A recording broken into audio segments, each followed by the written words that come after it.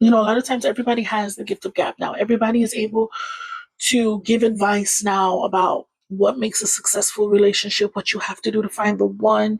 Everybody has an opinion. Everybody has, and they when they use that opinion as this gold standard, it's like, oh, this is my opinion about this, so it must be true. And most of the time, it's not, because here's the story. Here's the thing: the guys that people are complaining about is not you. You know what I mean? So as a dude who says, "Well, oh, I'm a good dude. I'm a guy of value, and this is what I think," and you guys are you're not the one that people are talking about. Sorry, my light came out, but you're not the ones that people are talking about and complaining about. Okay, so you giving me advice on how to catch a good man like yourself is not going to help, because you're not the one that's out there, right? So when you hear a woman's story about some of the shitty things that she's experienced, you can't then say, well, um, you shouldn't be so cynical, or you shouldn't. You're not the one out here dating these dudes. Do you get what I'm saying?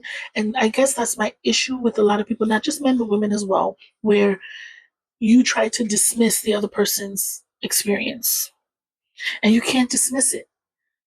Yes, every dude is not a horrible person. Not every man is a deadbeat. We know this. There are some good fathers out there. We know this. But maybe that person is speaking to the deadbeat fathers. So when you hear somebody talk about deadbeat fathers, just stay out of the conversation, because it's not about you. If you know you take care of your kids, you pay their bills, or you call them, you spend time with them, you encourage them, you create safe spaces for them, then it is not towards you. They're not speaking to you. So just move on to the side and let the person do them. It's not, oh, let me take up for my homeboy. Why? Why are you doing that? And that's the thing too. Some of y'all know y'all got these homeboys who are deadbeats, and you won't say anything. So when you see a woman saying that, let her have her moment, because she's not talking about you clearly. So why are you so offended? Why does it offend you when it's not about you? It's the same thing. I did a post just recently about friendships. So can you imagine if somebody called me and said, "Hey, I feel like you're talking about me." Okay, do you think that you're a shitty friend? Because right now you're telling on yourself. Because if you know that you've been around, and you know that we're good, why would you think it's about you? When people talk about bitter baby mothers, I press like, because I know there are some bitter baby mothers out there, and I always will be safe out there. I'm not one, so if someone was to talk crap about a bitter baby mother, I don't care. I don't have a feeling towards it. It's not about me. It can't be. So I won't be offended. When people talk about, oh, um, if you're divorced, that means you was a horrible wife. I care nothing about what that person has to say, because I already know that I was a great wife, a perfect wife.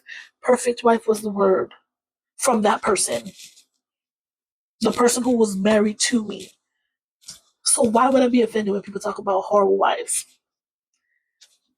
They're not talking about me.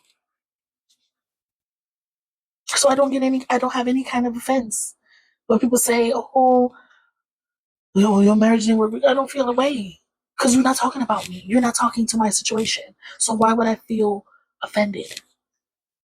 Unless I believe there's truth somewhere in there. So when you hear women saying that the dating pool is full of piss and shit, believe them, because that is their experience. Maybe in their zip code, that's how it is. Because see, that's the next thing. You live all the way over here, where there's literally nothing else to do but date.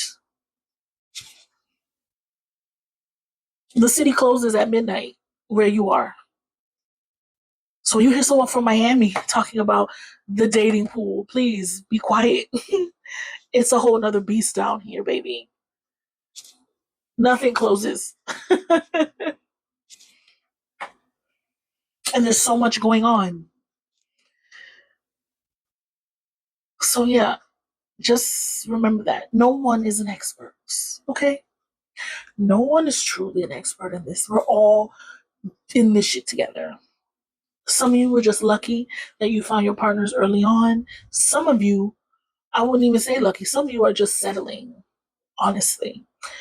Others of you are just, you don't even know what you're doing because you haven't felt anything in years. And you're just holding on to a title. So I don't envy anyone and I don't discredit anyone and I do not dismiss anyone's reality. No one is an expert. There, men, woman, non-binary, half is gonna be full of shit, the other half not. That's just the reality. So if someone is talking about something that's aimed towards a certain population, let them be. They're not speaking to you, beloved. So just stay out of it